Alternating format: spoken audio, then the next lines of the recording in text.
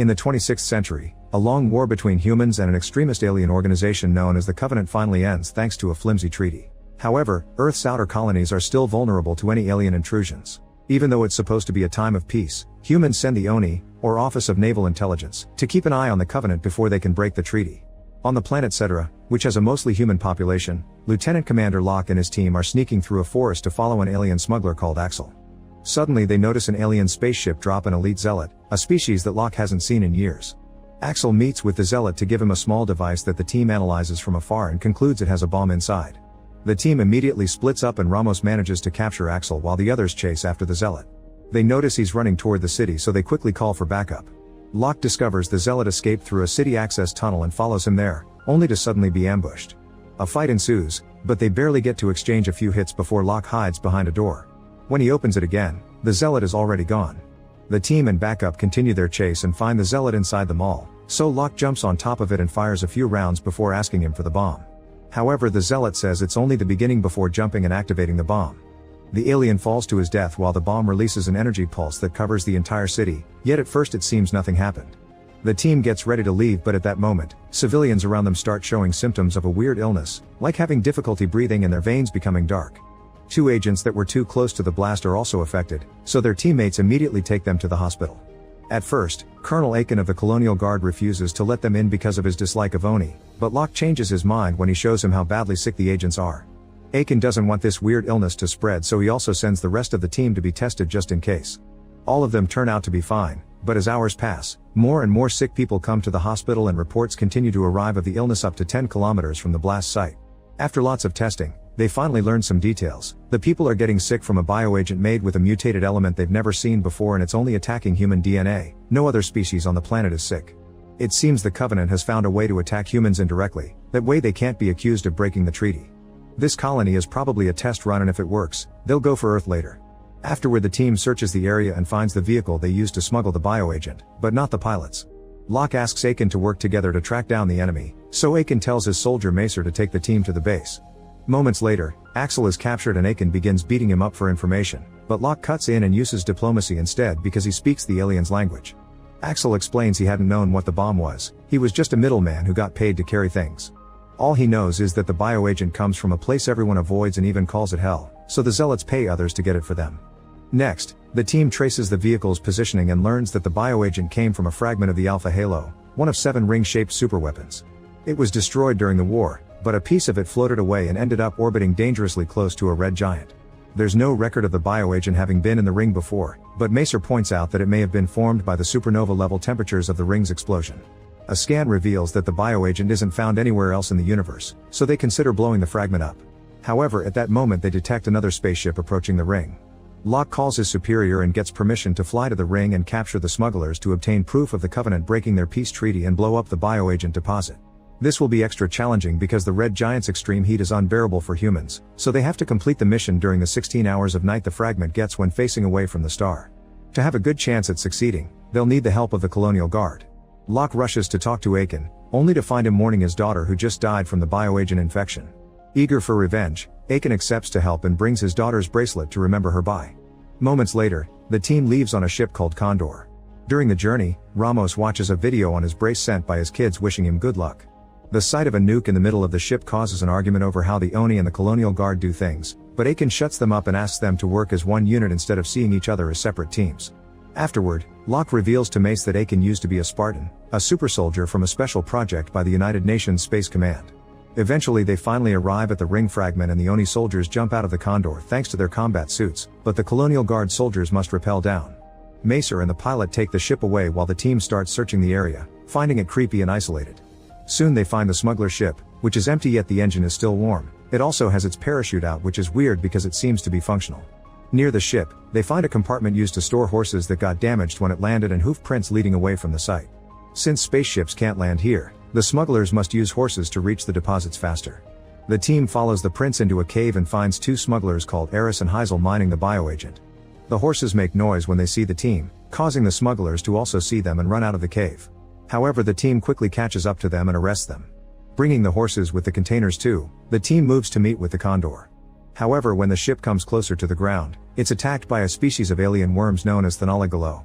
These creatures rush into the ship and make it malfunction, shaking it around and causing Macer to fall out of it. Then the ship briefly hits the ground before erratically flying away and crashing in the distance. Hundreds of worms appear on the ground and immediately kill the horses plus 3 of the soldiers. The team runs away with the smugglers and hides in a narrow crevice, where Locke uses a holographic device to camouflage their position. As the team searches for another place to hide, Eris explains that the worms can sense active technology and movement, so the group ends up shutting down all their equipment. The worms come very close to them, but the soldiers stand completely still and avoid being found, so the creatures leave without attacking. The team gets going again, and on their way out, Locke grabs a remaining worm and squeezes it to kill it. After walking for hours, the team takes a break and discusses the situation. Their equipment doesn't have off-world communications and the Condor is gone, so their only chance to leave is using the smuggler's ship. It only carries 2 though, and there are 9 to them, so not everyone will go home. Locke thinks they should retrieve the nuke from the Condor and finish the mission, and Aiken agrees, saying that when the moment comes they can draw straws so everyone is equal. They have a very dangerous trek ahead of them, so they get rid of their armor and only keep the oxygen and the weapons, that way the worms won't find them and there's no dead weight. As they walk toward the crash site, Horrigan suggests the Oni group should leave the Colonial Guard and the smugglers behind because this mission needs proper soldiers, not babysitters.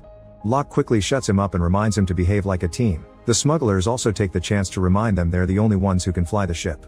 After traveling for a while, the group is surprised to find an area with actual plants and water, so they take a break to oxygenate.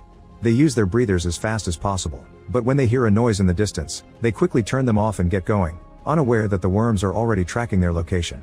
As they continue onward, Wisner accidentally drops her breather, which activates when it rolls down a hill. She falls behind to retrieve it, but when Ramos goes to check on her, it's too late. Wisner is being devoured by the worms. Ramos desperately tries to pull her out of the swarm, but the worms are stronger and kill her. Then Locke shows up and grabs the breather before dragging Ramos back to the team. Unfortunately, the worms find the group as well, and as they run to hide, Locke falls down a hill and his foot gets stuck under a rock, so the worms turn to go after him. Ignoring Aiken's orders, Macer rushes to help him. She grabs Wisner's breather and turns it on before throwing it away, causing the worms to go after it instead. Then she helps Locke free his leg and they run to reunite with the team while the worms devour the breather. The team waits for the worms to leave, but they start to worry when they only have 3 hours of night left and they're still stuck there. Suddenly they see a person approaching and think it's Wisner, but it's actually the worms taking her shape to try to bait them out. Horrigan begins complaining about the situation, and when Heisel tells him how annoying he's being, Horrigan pushes him down the hill. The worms immediately surround Heisel to devour it and the team finally has an opportunity to run away. Once they're far enough, a furious Eris tries to hit Horrigan, but he's stopped by Estrin. Locke yells at Horrigan for playing God, but Horrigan points out God isn't here, so the responsibility falls on them. As they move out, Aiken reminds Locke that sooner or later he'll have to make a choice. Horrigan also approaches Locke to convince him to make a choice and stick together, but Locke is determined to let the straws do their thing for fairness. Ramos decides to watch his kid's message to find comfort in the middle of this madness, but Estrin immediately takes it from him and throws it away, reminding him of the worms. Next, the group arrives at a cliff and is horrified to discover the bottom is overrun with worms, so they have to carefully move around the edge without making a sound. However, Ramos is really losing it and whispers to Estrin to propose an alliance, but Estrin turns him down. Ramos grabs him to shake him into reason, causing Estrin to fall off the edge. He manages to hold onto some rocks and begs Ramos for help, but Ramos lets him fall to his death and tells the rest of the team that Estrin just slipped.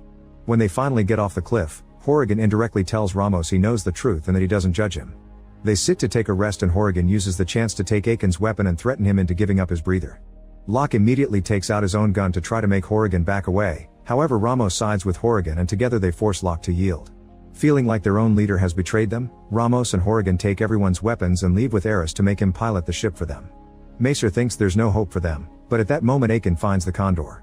They immediately go inside and discover the nuke is fine. They also find some extra weapons. Macer notices that some propulsion is still functional. It's not enough to go home, but it could get them to the smuggler ship. However, there isn't enough fuel to get it going, so Aiken proposes to use the nuke's backup power cell to operate the ship. Since only 2 people could go home anyway, the third one can stay to activate the nuke manually and destroy the bioagent deposit. Once the Condor is working again, Aiken tells Macer and Locke to leave while he stays with the nuke, but the other 2 refuse and ask for the straws. Aiken decides to break his daughter's bracelet and puts a few beads in his hands, explaining that white means leaving and red is for the one staying. Macer and Locke both draw white beads, meaning Aiken is the one staying just like he wanted. After sharing a heartful goodbye, the duo leaves in the Condor, and Aiken reveals his bead is white too. He did it on purpose so he could save the youngsters. Meanwhile, Eris tries to put Ramos against Horrigan by saying Horrigan is using both of them. Ramos confronts Horrigan about his intentions, but Horrigan calms Ramos down by explaining that the ship must have an autopilot and that they only need Eris for his fingerprints to activate it, then they can ditch him. After lots of running, they're finally getting closer to the ship, but Ramos starts to suffocate. He and Horrigan decide to stop to use their last breather, and while they're distracted, Eris manages to cut his bindings and runs away. As Ramos and Horrigan run after Eris, the worms start following them, so Horrigan betrays Ramos by activating his backpack, breaking his leg, and leaving him to be killed by the little monsters. At that moment the Condor shows up but loses control and crashes on the ground, causing Macer to get hurt. Locke refuses to leave her behind and begins carrying her. It's Eris who reaches the smuggler ship first and quickly activates it, which gets the attention of the worms. However, before Eris can fly away, Horrigan shoots him to kill him and runs to the ship to take his place. This puts him in the path of the worms, who immediately devour him in seconds before going after the ship. Locke and Macer can't do anything but hide for now. With the sun already appearing on the horizon, Aiken finally makes it to the deposit and activates the nuke. The worms sense this and immediately go after him, giving Locke and Macer the chance to enter the ship and take off. As they fly away, they see the explosion that kills Aiken but also destroys the ring fragment and therefore the bioagent, saving humanity.